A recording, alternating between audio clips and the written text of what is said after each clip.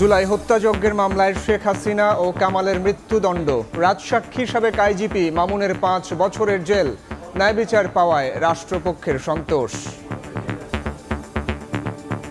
এই রায়টি কোনো ধরনের কোনো অতীতের প্রতিশোধ নয়, এই দণ্ড প্রদানের মাধ্যমে ইতিহাসের একটি অধ্যায়ের মীমাংসা হয়েছে। এ রায় একটি যুগান্তকারী রায়, বাংলাদেশে ন্যায় বিচার এবং আইনের শাসনের জন্য একটি মাইলফলক হয়ে থাকবে।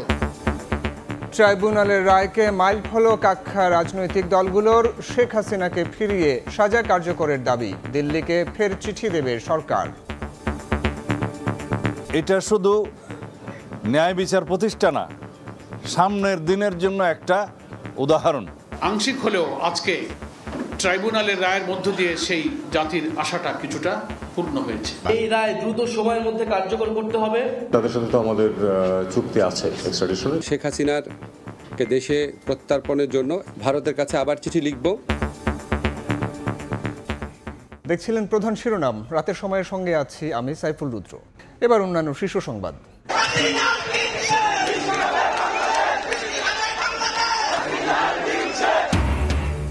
শেখ হাসিনা কামালের ফাঁসির রায়ে উচ্ছ্বসিত শহীদ পরিবার ও জুলাই যোদ্ধারা, সাবেক আইজিপি মামুনের যাবজ্জীবন সাজা দাবি, দ্রুত রায় কার্যকরের আহ্বান।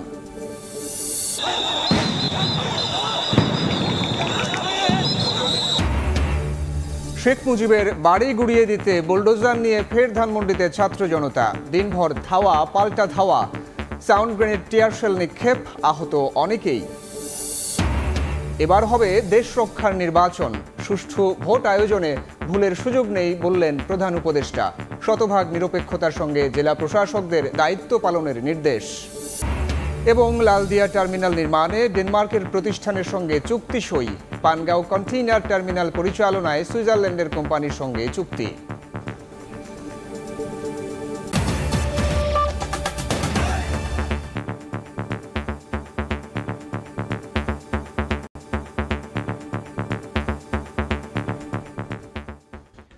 জুলাই গণঅভ্যুত্থানে মানবতা বিরোধী অপরাধের দায়ে শেখ হাসিনার মৃত্যুদণ্ড দিয়েছেন আন্তর্জাতিক অপরাধ ট্রাইব্যুনাল। একই সাজা দেওয়া হয়েছে সাবেক স্বরাষ্ট্রমন্ত্রী আসাদুজ্জামান খান কামালকে। তবে রাজসাক্ষী হওয়ায় সাবেক আইজিপি চৌধুরী আবদুল্লাহ আল মামুনকে 5 বছরের কারাদণ্ড দিয়েছে ট্রাইব্যুনাল। এ রায়কে যুগান্তকারী আখ্যা দিয়েছেন অ্যাটর্নি জেনারেল ও প্রসিকিউশন। তবে রায়ে কষ্ট পাওয়ার কথা জানিয়েছেন রাষ্ট্রনিযুক্ত আসামি পক্ষের আইনজীবী। We have decided to inflict her with only one sentence, that is sentence of death. July গণঅভ্যুত্থানে মানবতাবিরোধী অপরাধের প্রথম মামলার রায়, অভিযুক্ত 3 আসামির 2 জন শেখ হাসিনা ও আসাদুজ্জামান খান কামাল ভারতে পলাতক, আর কাঠগড়ায় থাকা সাবেক পুলিশ মহাপরিদর্শক চৌধুরী আব্দুল আল মামুন আসামি থেকে রাজসাক্ষী।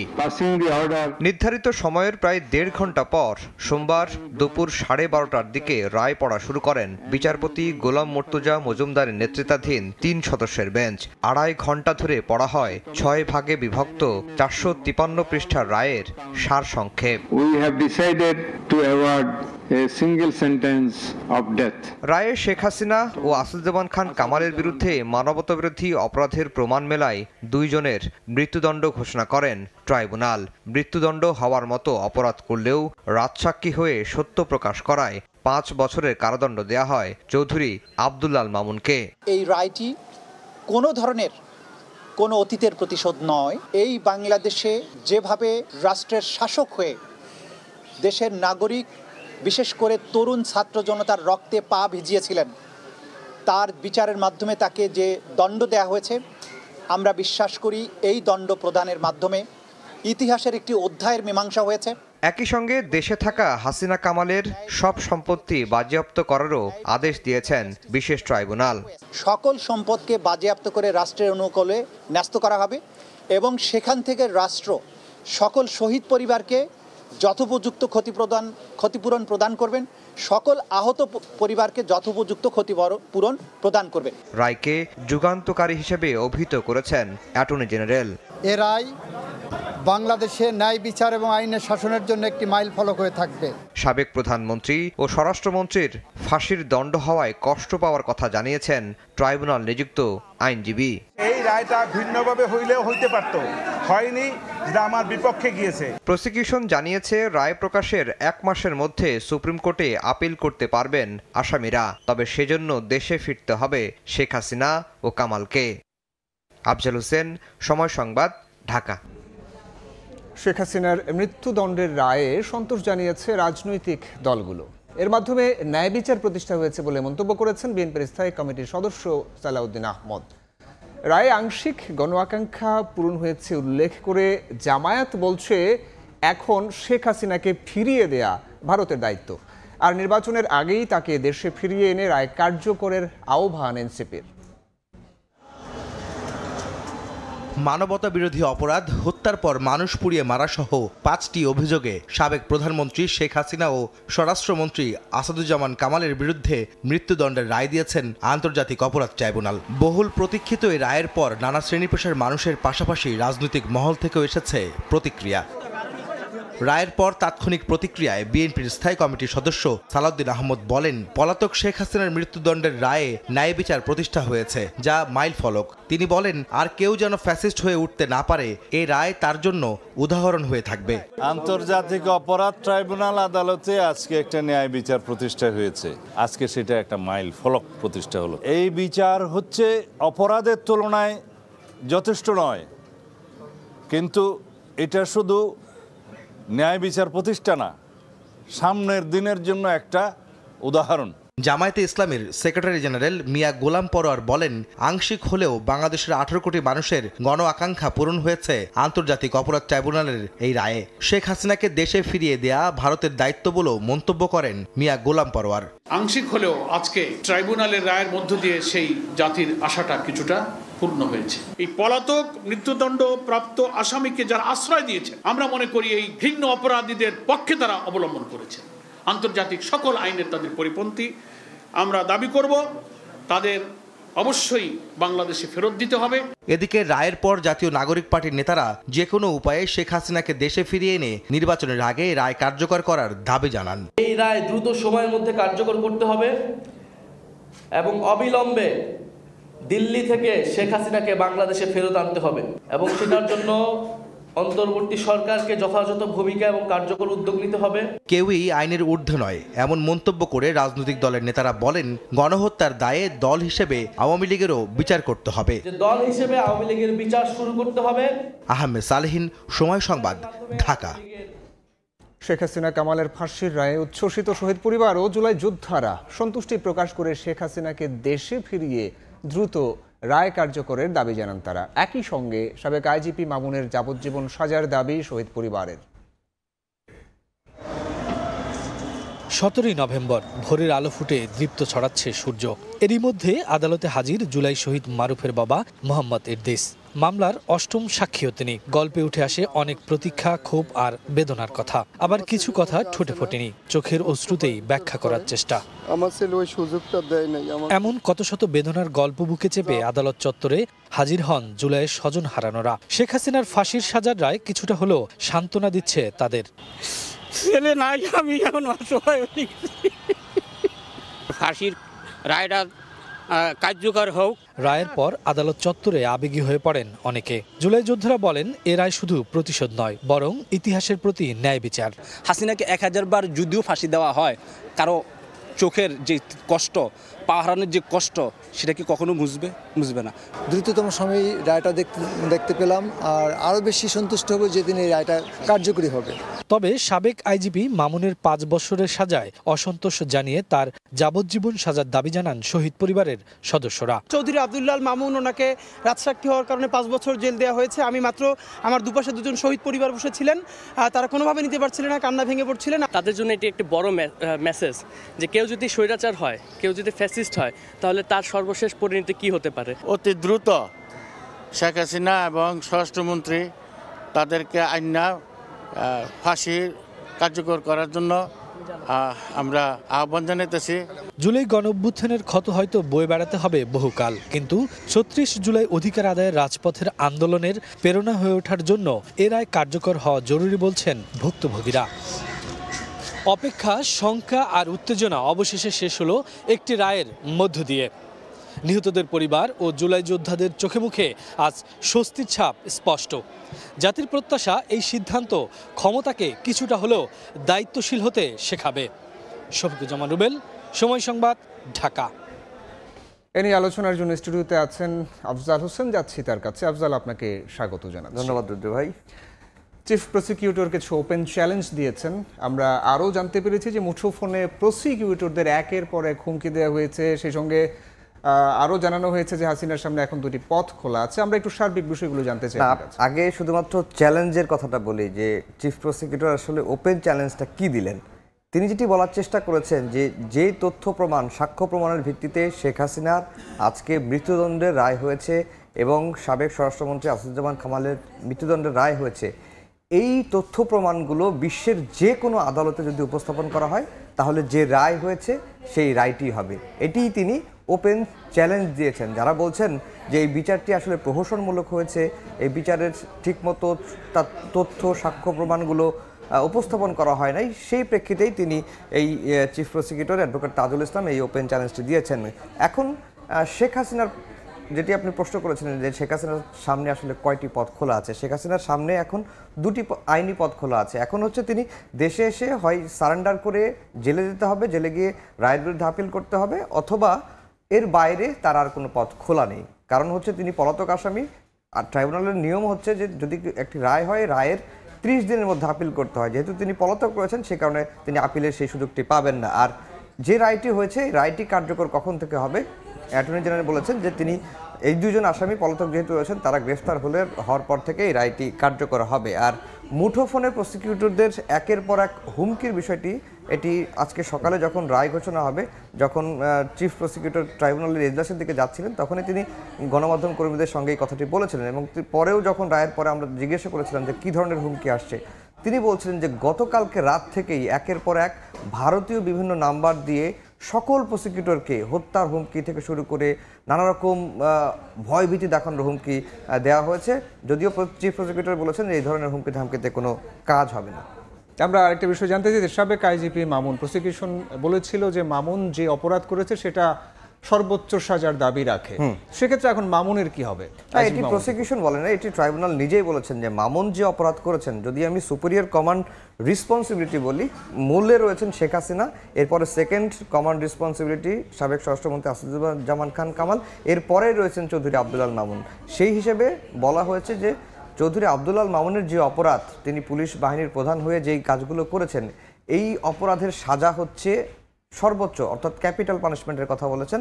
তারপরেও তিনি যেহেতু রাজসাক্ষী হয়েছেন, সকল তথ্য তিনি জনগণের সামনে বা ট্রাইব্যুনালের সামনে উপস্থাপন করেছেন, কোথায় মিটিং হয়েছে, কোথায় কোর কমিটি মিটিং করে কি কি সিদ্ধান্ত নিয়েছেন, শেখ হাসিনা তাকে কি নির্দেশনাগুলো দিয়েছেন, সেগুলো তিনি যেহেতু প্রকাশ করেছেন, সেই কারণে তার উপর সন্তুষ্ট হয়ে ফাঁসির অপরাধ করেও তাকে 5 বছরের সাজা দেওয়া হয়েছে। আর খালাসের প্রত্যাশা আব্দুল আল মামুন করেছিলেন, তার আইনজীবী খালাসের প্রত্যাশা করেছিলেন, তারা আজকে একটু ক্ষুব্ধ হয়েছেন এবং তারা সিদ্ধান্ত নিচ্ছেন যে এই রায়টি দেখে আপিল করবেন। যদিও জুলাই যোদ্ধারা এই আব্দুল আল মামুনের যাবজ্জীবন সাজার পক্ষেই কিন্তু দাবি জানিয়ে আসছেন। রায় নিয়ে দল এবং শহীদ পরিবারগুলো কি বলছে? রায় এবং দলগুলো নিয়ে এক এক দল এক এক ধরনের প্রতিক্রিয়া জানিয়েছে। বিএনপি যেটাকে বলছে যে এই রায়টি একটি মাইল ফলক এবং ভবিষ্যতের জন্য বার্তা হিসেবে তারা দেখছে, এবং জামায়াতের তরফ থেকেও একটি মন্তব্য এসেছে। জামায়াত যদিও শেখ হাসিনাকে ভারত থেকে দেশে ফিরিয়ে আনার বিষয়ে ভারতের যে দায়িত্বের কথা তিনি স্মরণ করে দিয়েছেন, এটি জামায়াতের সেক্রেটারি জেনারেল মিয়া গোলাম পারওয়ার সেটি বলেছেন। শেখ হাসিনাকে দেশে ফিরিয়ে রায় কার্যকরের আহ্বান জানিয়েছেন এনসিপির নেতা, এবং তারা দেখতে চান যে শেখ হাসিনার রায়টি কবে কার্যকর হচ্ছে, এই প্রতীক্ষায় তারা রয়েছেন। সাবেক আইজিপি মামুনের যাবজ্জীবন দাবি করেছেন শহীদ পরিবারের সদস্যরা। মোটামুটি দল এবং ট্রাইব্যুনালের রায়ের এই প্রেক্ষাপট, এই বিষয়গুলো নিয়ে আজকে সচিবালয়েও আইন উপদেষ্টা, পররাষ্ট্র উপদেষ্টা কথা বলেছেন, এবং ভারতের তরফ থেকে একটি রিয়াকশন এসেছে। এ নিয়ে একটি রিপোর্ট রয়েছে আমার হাতে, আমরা রিপোর্টটি দেখে রুদ্র ভাই আপনার কাছে আবার আলোচনায় ফিরব। Command in the police service was not maintained. ক্ষমতাচ্যুত প্রধানমন্ত্রী শেখ হাসিনা এবং সাবেক স্বরাষ্ট্রমন্ত্রী আসাদুজ্জামান খান কামালের ফাঁসির রায়কে ঐতিহাসিক অভিহিত করে বিবৃতি দিয়েছে অন্তর্বর্তী সরকার। বিবৃতিতে যেকোনো ধরনের অরাজকতা এবং বিশৃঙ্খলার চেষ্টা কঠোরভাবে দমনের হুঁশিয়ারি দেওয়া হয়। জুলাই হত্যাযজ্ঞের প্রথম মামলার রায় ঘোষণার পর সচিবালয়ে সংবাদ মাধ্যমের মুখোমুখি হন আইন উপদেষ্টা। তাৎক্ষণিক প্রতিক্রিয়ায় বলেন, এই রায় জুলাই গণ অভ্যুত্থানের আরেকটি বিজয়। শেখ হাসিনাকে ফেরাতে ভারতকে আবারও চিঠি দেওয়া হবে বলে জানান আইন উপদেষ্টা। আমরা শেখ হাসিনারকে দেশে প্রত্যার্পণের জন্য, এক্সট্রাডিশনের জন্য ভারতের কাছে আবার চিঠি লিখব।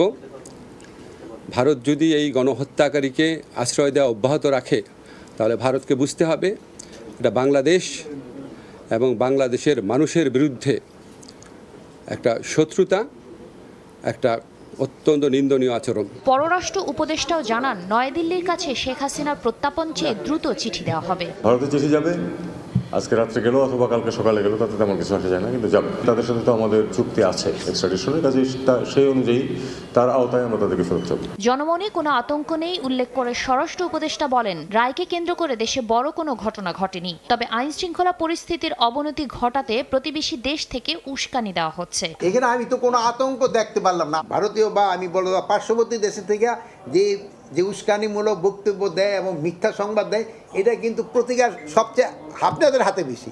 আপনারা সত্যি সংবাদ দিচ্ছেন এবং সত্যিটা প্রকাশ করলে অটোমেটিকই দেখবেন এটা ডাই ডাউন। এদিকে শেখ হাসিনার ফাঁসির দণ্ড সম্পর্কে অবহিত বলে জানিয়েছে ভারত। দেশটির পররাষ্ট্র মন্ত্রণালয় বিবৃতিতে জানায়, বাংলাদেশের শান্তি, গণতন্ত্র এবং স্থিতিশীলতার বিষয়ে অঙ্গীকারাবদ্ধ তারা। শাতিলা শারমিন, সময় সংবাদ, ঢাকা। রুদ্র, শেখ হাসিনাকে ফেরাতে নয়াদিল্লিকে চিঠি দেবে এমন একটা কথা শুনছি, যে অবন্ধুসুলভ আচরণ এবং ন্যায় বিচারের প্রতি অবজ্ঞা করা হয়েছে বলে একটা। শেখ হাসিনাকে ফেরাতে এর আগেও বাংলাদেশ চিঠি দিয়েছে, সেই চিঠি পাওয়ার কথা ভারত স্বীকারও করেছে, কিন্তু চিঠির কোনো জবাব দেয়নি। আজকে যখন রায় হলো, রায়ের পরে আইন উপদেষ্টা বলেছেন তারা আবার ভারতের কাছে শেখ হাসিনাকে ফেরত চেয়ে আবার চিঠি দেবেন, এবং পররাষ্ট্র উপদেষ্টাও বিষয়টি বলেছেন যে দুটি প্রক্রিয়ার মাধ্যমে এই শেখ হাসিনাকে ফিরিয়ে আনার বিষয়ে ভারতের কাছে দেনদোবার করতে পারেন, সেই সুযোগটি রয়েছে। এবং ভারতের যে আচরণ, এখন পর্যন্ত ভারত শেখ হাসিনাকে ফেরত দেয়নি, বা যেটি সরকার বলছে যে একজন গণহত্যাকারী এবং আরেকজন সাবেক স্বরাষ্ট্রমন্ত্রী আসাদুজ্জামান খান কামাল, তিনিও ভারতে আছেন, দুইজন গণহত্যাকারীকে ভারত সেখানে আশ্রয় দিয়ে অবন্ধুসুলভ আচরণ ও ন্যায় বিচারের প্রতি অবজ্ঞা দেখিয়েছেন। প্রত্যাপন চুক্তি মেনে চলতে হবে ভারতকে। প্রত্যাপন চুক্তি হয়েছিল 2013 সালে, সেটি আবার পরে 2016 সালে সংশোধন হয়েছে। এই চুক্তিটা হচ্ছে যে ভারতের বন্দী বাংলাদেশে ফেরত দেবে, বা বাংলাদেশে যদি ভারতীয় কোনো নাগরিক বন্দী থাকে তাহলে সেটাকে ভারতে ফেরত দেওয়া হবে। এবং এই চুক্তির আওতায় বেশ কয়েকজন বন্দী প্রত্যাপন কিন্তু এর আগে হয়েছে, কিন্তু শেখ হাসিনার ক্ষেত্রে সেটি যে শুধু আইনগত দিকেই সীমাবদ্ধ রয়েছে তা কিন্তু না, এর মধ্যে অনেক কূটনৈতিক রাজনৈতিক বিষয়গুলো রয়েছে বলে রাজনৈতিক বিশ্লেষক বা পররাষ্ট্র বিশ্লেষকরা বলে থাকেন। হাসিনা কামালকে বাংলাদেশের কাছে হস্তান্তরের আহ্বান জানিয়েছে বাংলাদেশের শান্তি, গণতন্ত্র ও স্থিতিশীলতায় অঙ্গীকারাবদ্ধ ভারত। এই যে রায়ের বিষয়টি তারা অবগত হয়েছেন এবং তারা চাচ্ছেন, যেহেতু বাংলাদেশ তাদের নিকটতম প্রতিবেশী একটি দেশ, বাংলাদেশের সঙ্গে যেন তাদের শান্তিপূর্ণ, বাংলাদেশে যেন শান্তি, গণতন্ত্র, স্থিতিশীলতা থাকে, সেই জন্য ভারতও অঙ্গীকারবদ্ধ, এই কথাগুলোই কিন্তু বলছেন। কিন্তু তারা বারবার সুন্দর সুন্দর কথা বলছেন, কিন্তু শেখ হাসিনাকে ফেরত দেওয়া বা চিঠির জবাব দেওয়া, আগের যে চিঠি সেই চিঠির জবাব দেওয়ার বিষয়ে এখন পর্যন্ত তারা কিন্তু নিশ্চুপ রয়েছে। আফজাল, আপনাকে ধন্যবাদ। দর্শক, এই রায়কে ঘিরে আজকের যে ব্যাপারগুলো ছিল সেগুলো জানছিলাম সহকর্মী আফজাল হোসেনের কাছ থেকে। মুহুর্মুহু সাউন্ড গ্রেনেড, টিয়ার শেল নিক্ষেপ, ইট পাটকেল ছুড়ে পাল্টা জবাব, আইনশৃঙ্খলা বাহিনীর সঙ্গে ছাত্র জনতার সংঘর্ষে রণক্ষেত্র ধানমন্ডি 32। শেখ মুজিবের বাড়ি ঘুরিয়ে দিতে বুলডোজার নিয়ে হাজির হলেও শিক্ষার্থীদের ভেতরে ঢুকতে দেয়নি পুলিশ। দুপক্ষের ধস্তাধস্তির পর শুরু হয় সংঘর্ষ, যা থেমে থেমে চলে। আহত হয়েছেন অনেকেই।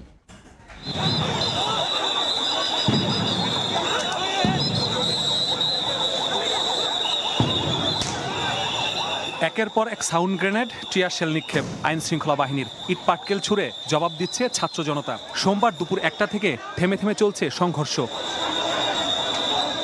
কখনো শিক্ষার্থীরা পিছু হটে, আবার কখনো আইন শৃঙ্খলা বাহিনী। এ যেন চোর পুলিশ খেলা।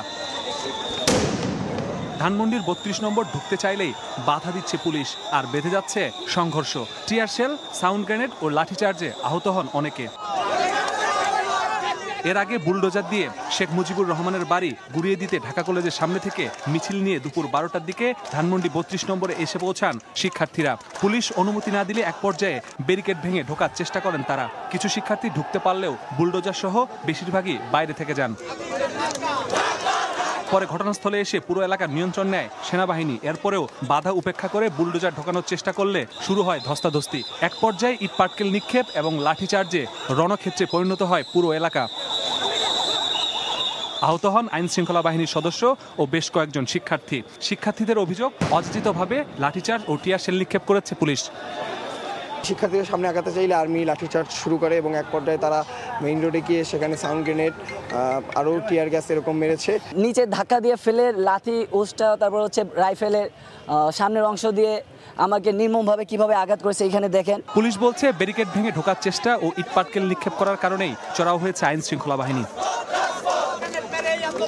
এখানে যে মিরপুর রোডের পাশেই যে 32-এ ঢোকার যে রাস্তাটা, ব্লকটা আমাদের ব্লক দেওয়া ছিল আগে থেকে। তো ব্লকে আসার পরে যখন ব্লকটা ভেঙে ফেলছে তখন আমরা তাদেরকে বাধা দিয়েছি, তাদেরকে এখান থেকে সরাই দিচ্ছি। দুপুর 12টা থেকে ধানমন্ডির 32 নম্বরে ঢোকার চেষ্টা করছে শিক্ষার্থীরা। প্রতিবারই বাধার সম্মুখীন হয়েছে আইন শৃঙ্খলা বাহিনীর মাধ্যমে। বারবারই তাদের মধ্যে সংঘর্ষ হয়েছে এবং থেমে থেমে পুলিশের টিয়ারশেল নিক্ষেপ, সাউন্ড গ্রেনেড এবং শিক্ষার্থীদের ইট পাটকেলের মাধ্যমে রণক্ষেত্র পরিণত হয়েছে। 3 দফা রণক্ষেত্র হওয়ার পরেও এখনও থামেনি তাদের এই সংঘর্ষ। দুই পক্ষই অনড় অবস্থানে। আইন শৃঙ্খলা বাহিনী বলছে তাদের ভিতরে কোনোভাবে প্রবেশ করতে দেওয়া হবে না। শিক্ষার্থীরাও বলছে যতক্ষণ পর্যন্ত না তারা ভিতরে প্রবেশ করতে পারবে ততক্ষণ পর্যন্ত তারা এখান থেকে যাবে না। মাসুদুর রহমান, সময় সংবাদ, ঢাকা। এই মুহূর্তে ধানমন্ডিতে আছেন সহকর্মী স্বপন আহমেদ। সরাসরি যাচ্ছে সেখানে। স্বপন,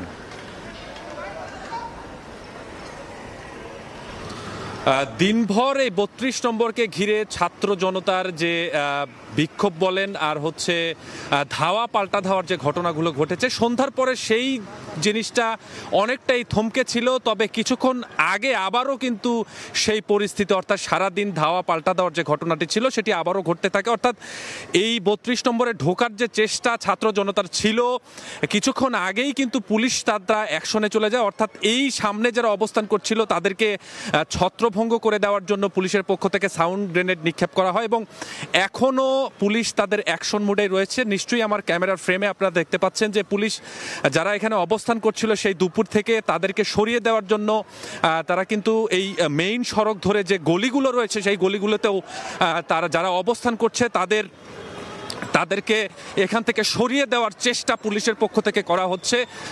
নিশ্চয়ই আমার ক্যামেরার ফ্রেমে আপনাদের দেখানোর চেষ্টা করছি। এছাড়াও যারা আসলে বিভিন্ন জায়গায় অবস্থান নিয়েছেন তাদেরকেও কিন্তু এখান থেকে বের করে দেওয়ার যে চেষ্টা পুলিশের পক্ষ থেকে সেটি রয়েছে।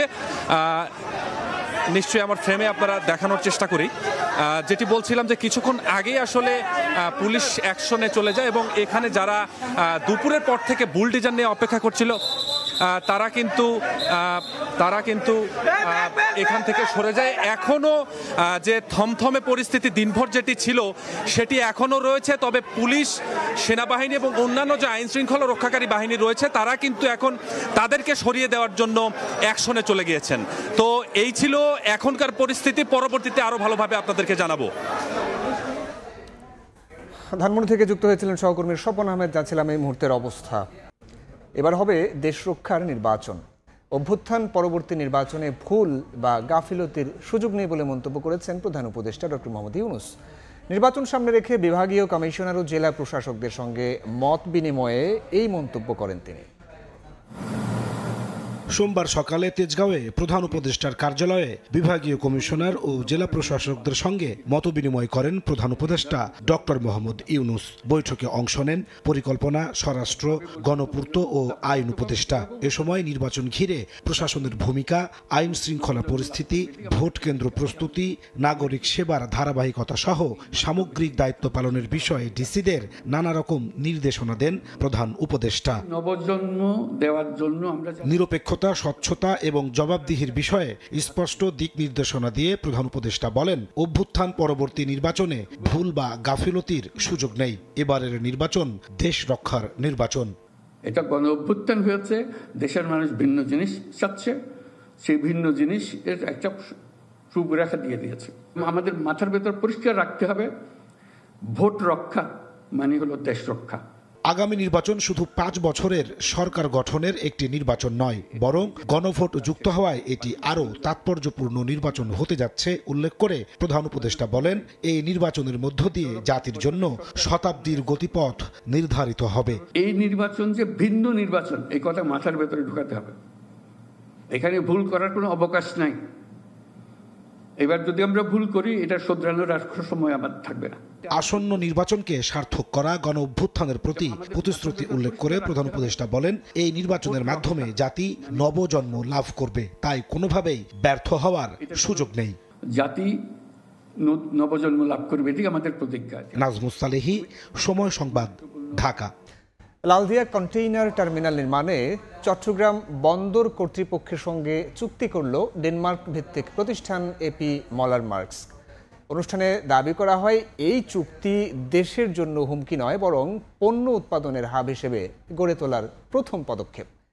এদিকে কেরানীগঞ্জের পানগাঁওয়ে কন্টেইনার টার্মিনাল পরিচালনায় চুক্তি সই করেছে সুইজারল্যান্ডের কোম্পানি মেকডল। ব্যবসা বাণিজ্যের ক্ষেত্রে বাংলাদেশের বড় বাধা বন্দর জটিলতা। যেখানে শ্রীলঙ্কার মতো পার্শ্ববর্তী দেশগুলোতে জাহাজ বন্দরে খালাস করতে সময় লাগে সর্বোচ্চ 24 ঘন্টা, সেখানে বাংলাদেশের প্রধান সমুদ্র বন্দর চট্টগ্রামে পণ্য খালাস ও কাস্টম প্রক্রিয়ায় লেগে যায় 7 থেকে 8 দিন। এমন বাস্তবতায় দেশের ব্যবসা বাণিজ্য কার্যক্রম সহজ ও অর্থনৈতিক উন্নয়নে বন্দর সম্প্রসারণে কাজ করছে অন্তর্বর্তী সরকার। এরই অংশ হিসেবে সোমবার সকালে চট্টগ্রাম বন্দরের লালদিয়া চরে টার্মিনাল নির্মাণ ও পরিচালনার জন্য এপি মলার মায়োরস্কের সঙ্গে চুক্তি সই করে চট্টগ্রাম বন্দর কর্তৃপক্ষ। এই চুক্তির মাধ্যমে বাংলাদেশকে পণ্য উৎপাদনের হাব হিসেবে তৈরির প্রথম পদক্ষেপ হিসেবে দেখছে সরকার, জানায় পিপিপি কর্তৃপক্ষ। আগামী কয়েক বছরের মধ্যে আমরা 4টি সমুদ্র বন্দর, একটি গভীর সমুদ্র বন্দর, একটি নতুন বিমানবন্দর টার্মিনাল নির্মাণ সহ বেশ কিছু পদক্ষেপ নিতে যাচ্ছি, যা বাংলাদেশকে পণ্য উৎপাদনের হাব তৈরিতে সাহায্য করবে। চুক্তি সই নিয়ে নানা সমালোচনার জবাবে নৌ উপদেষ্টা জানান, অর্থনৈতিক উন্নয়নে অন্তর্বর্তী সরকারের এই উদ্যোগ ভবিষ্যতে বড় বিনিয়োগকারীদের আকৃষ্ট করতে ভূমিকা রাখবে। আমি আশা করব যাদের বিরুদ্ধে সন্দেহ আছে, আজকে থেকে সেই সন্দেহ দূর হবে যে এটা দেশের জন্য, জাতির জন্য এই ইন্টারিম সরকারের সবচেয়ে বড় অবদান। এদিকে আলাদা অনুষ্ঠানে পানগাঁও অভ্যন্তরীণ কন্টেইনার টার্মিনাল পরিচালনায় চট্টগ্রাম বন্দরের সঙ্গে চুক্তি করেছে সুইজারল্যান্ড ভিত্তিক company Medlock. Rivers are used for taking container বিভিন্ন ডিস্ট্রিক্টে নিয়ে যাওয়া, বিভিন্ন অঞ্চলে নিয়ে যাওয়া। আমি আশা করি এটা শুরু হয়েছে, ভবিষ্যতে এটা হবে। এই চুক্তির মাধ্যমে বছরে পানগাঁও বন্দরে কন্টেইনার হ্যান্ডলিং সক্ষমতা বাড়বে 1,60,000 TEUS, এমনটাই আশা সরকারের। MS আরিফিন, সময় সংবাদ, ঢাকা। বাংলাদেশ ভারত ফুটবল ম্যাচের খবর। এশিয়ান কাপ বাছাইয়ের বছর শেষ ম্যাচে ভারত বাংলাদেশ মহারণ। বিগত দিনে কিছু ভুল হলেও এবার আর তার পুনরাবৃত্তি চান না কোচ হাভিয়ের কাবরেরা। যদিও তার কৌশল এবং প্লেয়ার সিলেকশন প্রশ্নবিদ্ধ, আর এই সুযোগ কাজে লাগিয়ে জয় তুলে নেওয়ার লক্ষ্য ভারতের। জাতীয় স্টেডিয়ামে ম্যাচ শুরু হবে মঙ্গলবার রাত 8টায়। টুমরোজ ম্যাচ অনেক ফ্রি কিকস হবে, ইয়েলো কার্ডস হবে, গালি হবে অনেক। So it's gonna be a match like that. রাগঢাক না করে সোজা সাপটা কথাই বলেছেন জামাল। ভারতের বিপক্ষে বাংলাদেশের ম্যাচ মানেই বাড়তি উন্মাদনা, বাড়তি চাপ, সেটা দু দলের জন্যই। তাই নার্ভ ধরে রেখে পারফর্ম করার বিকল্প নেই কারো কাছেই। প্রেশার গেমের আগে বাংলাদেশের সবচেয়ে বড় সমস্যা হাভিয়ের কাবরেরার কৌশল। দলে হামজা সমিতের মতো তারকা থাকার পরও মুনশিয়ানা দেখাতে ব্যর্থ স্প্যানিশ কোচ। উল্টো পজিশন বদল করে ফুটবলারদের স্বাভাবিক ছন্দ নষ্ট করতেও যেন তিনি সিদ্ধহস্ত। যদিও এবার কথা দিয়েছেন হবে না ভুলের পুনরাবৃত্তি। ভারত ম্যাচ জিততে এসেছে, আমরাও জিততে চাই। আসলে সবার লক্ষ্য একটাই। আমি আশা করছি আগে যেসব ভুল হয়েছে এবার আর তার পুনরাবৃত্তি হবে না। গেল কয়েক ম্যাচে স্কোয়াড নির্বাচনেও সমালোচনার জন্ম দিয়েছেন কাবরেরা। পছন্দের ফুটবলার দিয়ে তার গদবাঁধা কৌশল। যদিও আভাস আছে ভারত ম্যাচ নিয়ে ম্যানেজমেন্টের রয়েছে ভিন্ন পরিকল্পনা। It's an emotional game, it's an emotional match and it's a big voltage match.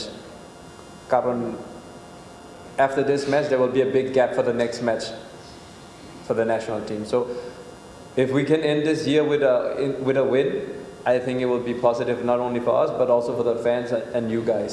ভারতও এশিয়ান কাপ বাছে এখন পর্যন্ত জয়হীন। তারাও আত্মবিশ্বাসী ঢাকার মাঠে সে আক্ষেপ মেটানোর। বাংলাদেশকে ভয় ধরানোর জন্য অস্ট্রেলিয়া জাতীয় দলে খেলা রায়ানকে নিয়ে এসেছে তারা, যদিও এখনো মাঠে নামার ছাড়পত্রই মেলেনি তার। পাশাপাশি অনুপস্থিত দলের কয়েকজন তারকা ফুটবলারও।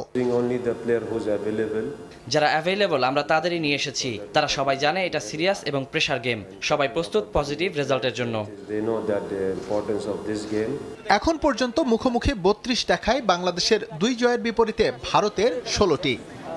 এই বছর খেলা প্রায় প্রতিটি ম্যাচেই কৌশলে কোথাও না কোথাও ভুল ছিল হাভিয়ের কাবরেরার, যার ফলে ব্যাপক সম্ভাবনা থাকা সত্ত্বেও বাংলাদেশ এশিয়ান কাপের বাইরে।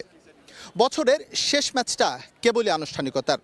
বাড়তি উন্মাদনা যতটুকু সেটা প্রতিপক্ষ ভারত বলেই, যাদের বিপক্ষে 22 বছর ধরে জয়বঞ্চিত বাংলাদেশ। শিলংয়ে যে ভুলটা হয়েছিল ঘরের মাঠে সেই গেরো খুলতে পারবেন তো হামজা সৌমিত্রা?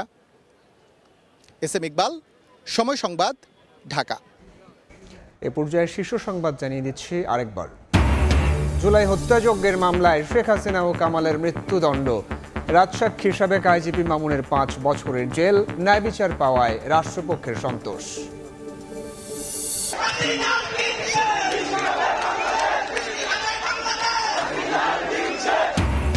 ট্রাইব্যুনালের রায়ে উচ্ছ্বসিত শহীদ পরিবার ও জুলাই যোদ্ধারা। মাইলফলক আখ্যা রাজনৈতিক দলগুলোর। শেখ হাসিনাকে ফেরাতে দিল্লিকে ফের চিঠি দেবে সরকার। শেখ মুজিবের বাড়ি গুড়িয়ে দিতে বুলডোজার নিয়ে ফের ধানমন্ডিতে ছাত্র জনতা। দিনভর ধাওয়া, পাল্টা ধাওয়া, সাউন্ড গ্রেনেড, টিয়ারশেল নিক্ষেপ। আহত অনেকেই। এ ছিল রাতের সময়ে। এরপর দেখবেন সম্পাদকীয়। সঙ্গে থাকুন সময়ের।